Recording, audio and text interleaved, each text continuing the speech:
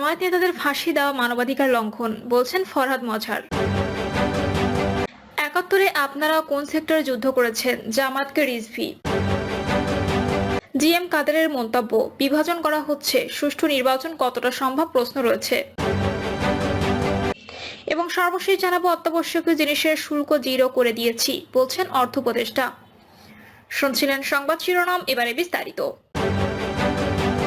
জামায়াত নেতাদের ফাঁসি দেওয়া মানবাধিকার লঙ্ঘন, বলছেন ফরহাদ মজহার।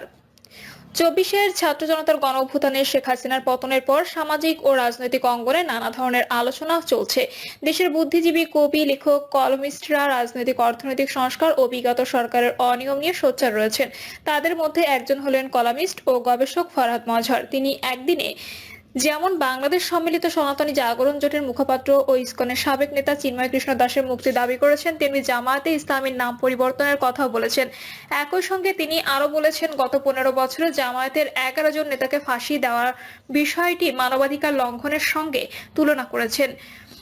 যুগান্তরের সঙ্গে একান্ত সাক্ষাৎকারে তিনি এসব কথা বলেন। জামায়াতের নেতাদের ফাঁসি দেওয়ার বিষয়ে প্রশ্ন করা হলে ফরহাদ মজহার বলেন, প্রথম কথা, ন্যায় বিচার হয়নি, খুব পরিষ্কার কথা। কারণ যেভাবে বিচারটা হয়েছে সেটা আন্তর্জাতিক, যেভাবে আমরা বলি স্ট্যান্ডার্ড, মানে বিচার করবার যে স্ট্যান্ডার্ডটা আছে, এটা তো অনেকেই বলেছেন, আসলে সেটা স্ট্যান্ডার্ডের মধ্যে পড়ে নাই, অনেক ক্ষেত্রে অত্যন্ত অন্যায় হয়েছে। তিনি বলেন, আপনি যখন একজনকে একটা রায় দেন বা রায় দেওয়া হয়েছে গিয়েছে, তারপরে আপনি আবার আইন বদলিয়ে তাকে ফাঁসি দেওয়ার জন্য আইন বদলান এবং তাকে ফাঁসির কাস্টে ঝুলান। এটা কোনো আইনে, পৃথিবীর কোনো আইনে এটা গ্রহণযোগ্য হতে পারে না। ফলে আমি মনে করি যে অবশ্যই যে তথাকথিত আন্তর্জাতিক আদালতে যে বিচারটা হয়েছে, এটা ন্যায় বিচারের স্বার্থে আমাদেরকে আবার রিভিউ করা উচিত। ন্যায় বিচার স্বার্থে আমাদের আরো রিভিউ করা উচিত। সেখানে আইনের যে সকল জিনিসটা আইনের দিকে থেকে তার যে নিয়ম নীতি এবং বিধিবিধান তা লঙ্ঘন করে এখানে বিচার করা হয়েছে।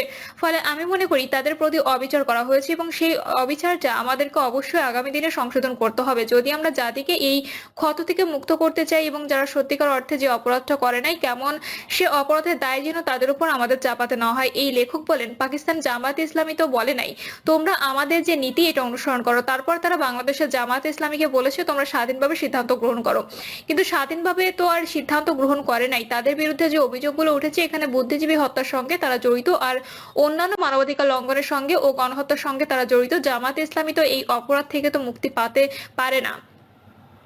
ইতিহাসের দিক থেকে, আইনের দিক থেকে সেটা ভিন্ন প্রশ্ন। দ্বিতীয়ত হচ্ছে, এখনো জামায়াত ইসলামী এই লিজেসিটা বহন করছে। আমি একটা কথা খুব পরিষ্কার করে বলতে চাই, এই দেশে বাঙালি জাতিবাদী ফ্যাসিজম গড়ে উঠেছে যেহেতু জামায়াত ইসলামী ছিল বলে, এটা বুঝতে হবে আপনাকে। ৭১-এ আপনারা কোন সেক্টরে যুদ্ধ করেছেন, জামায়াতকে রিজভী। বিএনপির সিনিয়র যুগ্ম মহাসচিব অ্যাডভোকেট রুহুল কবির রিজভী বলেছেন, 1971 সালে মহান মুক্তিযুদ্ধে জামায়াতে ইসলামীর রাজনৈতিক ভূমিকা কি ছিল, কোন সেক্টরে যুদ্ধ করেছেন তা জাতি জানতে চায়। আপনারা কোন সেক্টরে কমান্ডারের অধীনে যুদ্ধ করেছেন তা জাতি জানতে চায়। দেশে পরীক্ষিত দেশপ্রেমিক শক্তি দুটি, একটি সেনাবাহিনী আর একটি জামায়াত। সম্প্রতি জামায়াত ইসলামের আমির ডক্টর শফিকুর রহমানের এমন বক্তব্যের পরিপ্রেক্ষিতে রুহুল কবির রিজভী এই মন্তব্য করেন। তিনি বলেন, একটি রাজনৈতিক দল বলেছে দেশপ্রেমিক তারা, এবং সেনাবাহিনী দেশপ্রেমিক নিঃসন্দেহে, কারণ তাদের পূর্বসূরীরা এই বাংলাদেশ নির্মাণে জীবন বাজি রেখে যুদ্ধ করেছেন। তার অন্যতম মেজর জিয়াউর রহমান স্বাধীনভাবে ঘোষণা দিয়েছিলেন। 24 গণ অভ্যুত্থানে সেনাবাহিনী উজ্জ্বল ভূমিকা রেখেছে। আমি ইসলামপন্থী সেই রাজনৈতিক দলকে বলতে চাই, 71-এ আপনাদের রাজনৈতিক ভূমিকা কি ছিল, কোন সেক্টরে যুদ্ধ করেছেন, কোন সেক্টর কমান্ডারের আন্ডারে যুদ্ধ করেছেন। বাংলাদেশে কেউ দেশপ্রেমিক নেই, শুধু একটি রাজনৈতিক দল দেশপ্রেমিক। এই ধরনের বিভ্রান্তি তৈরি করলে মানুষ হাসবে, মানুষ হাসি ছাড়া আর কিছুই দেবে না। রিজভী বলেন, এই জাতির ঘাড়ে একটি জগদল পাথর চেপে বসেছিল। এই পাথর এত ভারী যে গোটা জাতিকে রুদ্ধশ্বাস অবস্থায় রেখেছিল। মানুষ নিঃশ্বাস নিতে পারতো না, মানুষ স্বাচ্ছন্দ্যে চলাফেরা করতে পারতো না। রাজনৈতিক দল ও তার কণ্ঠে স্বাধীনতা ছিল না, মিছিল করতে পারতো না, মিটিং করতে পারতো না। পুলিশ অনুমতি দেওয়ার পর যুবলীগ ছাত্রলীগকে লেলিয়ে দেওয়া হতো। তিনি বলেন, আইন শৃঙ্খলা বাহিনী, পুলিশ, র্যাব বিনা কারণে, বিনা ওয়ারেন্টে রাত্রে বাসায় গেলে পরিবারের নারীদের সঙ্গে খারাপ ব্যবহার করত, যাতে খুঁজতে গিয়েছে না পেলে পরিবারের মেয়েদের পর্যন্ত গ্রেপ্তার করে নিয়ে এসেছে। শেখ হাসিনা নিজের ক্ষমতাকে নিরাপদ করার জন্য, কন্টক মুক্ত থাকার জন্য যে বাংলাদেশে 30 লাখ মানুষ অকাতরে জীবন দিয়েছে, 2 লাখ নারী নির্যাতিত হয়েছে, এই যে স্বাধীনতা, এই স্বাধীনতা কলঙ্কিত করেছে শেখ হাসিনা। এই সিলেটের কৃতি সন্তান ইলিয়াস আলী আজ নেই কেন শেখ হাসিনার জন্য? কারণ তিনি দেশের পক্ষে অবস্থান নিয়েছিলেন। তিনি টিপাইমুখ বাদ অভিমুখে লং মার্চ করেছিলেন। মানুষ বলেই এই জন্য তাকে নিরুদ্দেশ করে দেওয়া হয়েছে।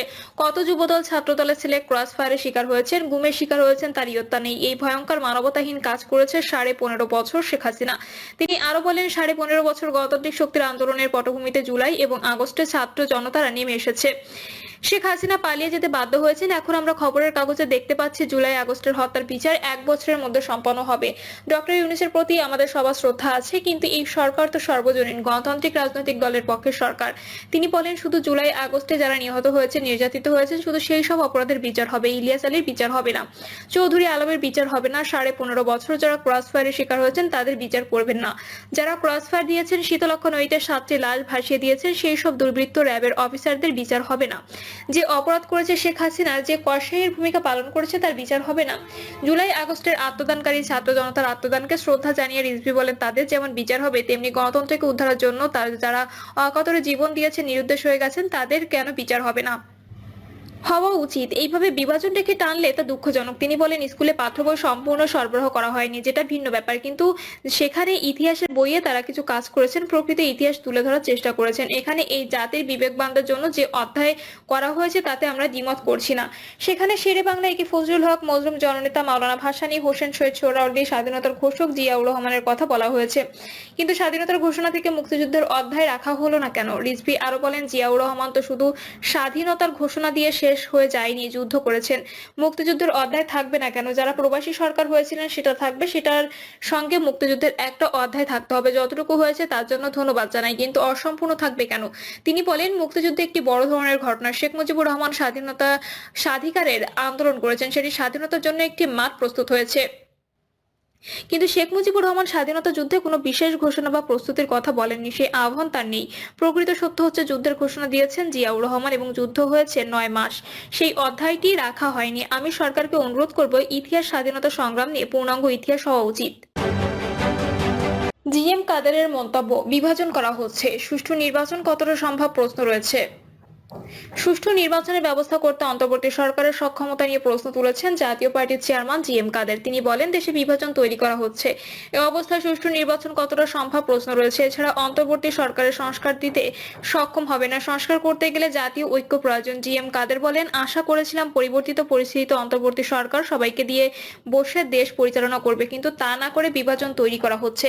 দেশের নব ফ্যাসিবাদ মাথাচাড়া দিয়ে উঠছে মন্তব্য করে জাপা চেয়ারম্যান বলেন, আমরা দেখতে পাচ্ছি যে ফ্যাসিবাদকে ধ্বংস করার জন্য শতকরা 90% মানুষ এক হয়েছিল, সেই ফ্যাসিবাদ আবার মাথাচাড়া দিয়ে উঠেছে। নব্য ফ্যাসিবাদ এবং নব্য বৈষম্য আমরা আবার দেখতে পাচ্ছি। জাতীয় পার্টি বৈষম্যের শিকার হচ্ছে দাবি করে জিএম কাদের বলেন, তাদের উপর অত্যাচার অনাচার হচ্ছে, বিভিন্ন জায়গায় সভা সমাবেশ করতে বাধা দেওয়া হচ্ছে, মিথ্যা মামলা দেওয়া হচ্ছে, গ্রেপ্তার করা হচ্ছে, জামিন দিচ্ছে না। জাতীয় পার্টি এই শীর্ষ নেতা বলেন, যেখানে আমরা শেখ হাসিনা সরকারের কোনো অন্যায়কে প্রশ্রয় দিইনি, সেখানে আমাদের দোষর বলা হচ্ছে। সমাবেশে জাপার co chairman A B M Ruhul Amin Howlader বলেন, আমরা মুক্তিযুদ্ধ করে দেশকে স্বাধীন করেছি,